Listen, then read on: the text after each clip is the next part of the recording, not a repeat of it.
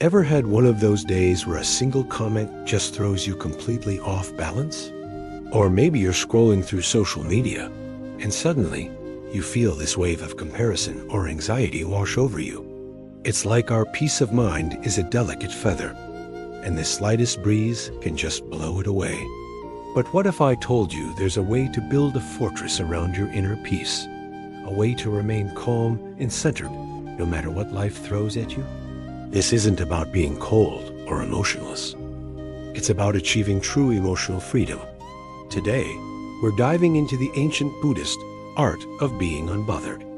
Let's start with the first pillar, being unmoved by words. People will always have opinions.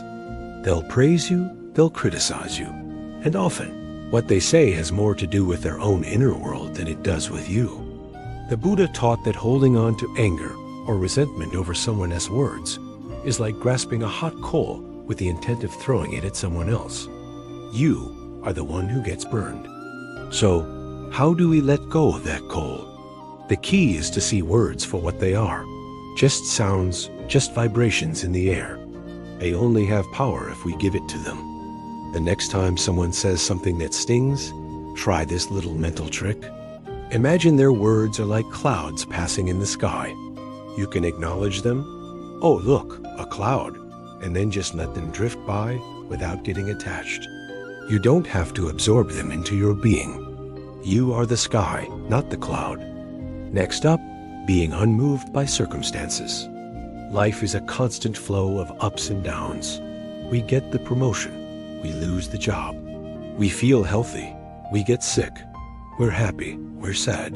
The Buddhist teaching of impermanence tells us that nothing, good or bad, lasts forever.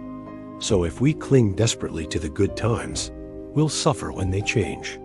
And if we resist the bad times, we'll suffer even more. The art of being unbothered is about finding your center in the midst of this flow. It's like being a surfer.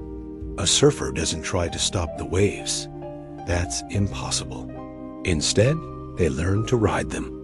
When a wave of difficulty comes, you acknowledge it, you feel it, but you don't let it knock you over.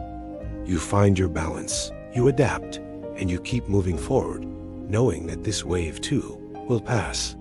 Finally, let's talk about being unmoved by the energy around you. Have you ever walked into a room and immediately felt the tension? Or been around someone who's constantly negative, and you walk away feeling drained?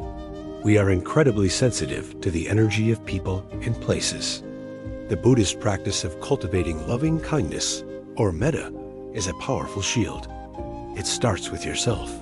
Take a moment each day to wish yourself well. Say things like, "May I be happy. May I be healthy. May I be safe." Once you fill your own cup, you can extend that positive energy outward. Wish it for your loved ones, for neutral people, and even for those you find difficult. When you are radiating your own positive, stable energy, you become less susceptible to the negativity around you. You're not building a wall. You're turning on a light that's so bright, the shadows can't touch it. So being unbothered isn't about ignoring the world. It's about engaging with it from a place of strength, clarity, and peace. It's about realizing that you are the sky, not the clouds. You are the surfer, not the wave. You are the light, not the shadow. It's a practice, not a destination. It takes time to unlearn our old reactions, but every time you choose not to grasp the hot coal, every time you ride the wave instead of fighting it, you get one step closer to true emotional freedom. Thanks so much for joining me on this journey today.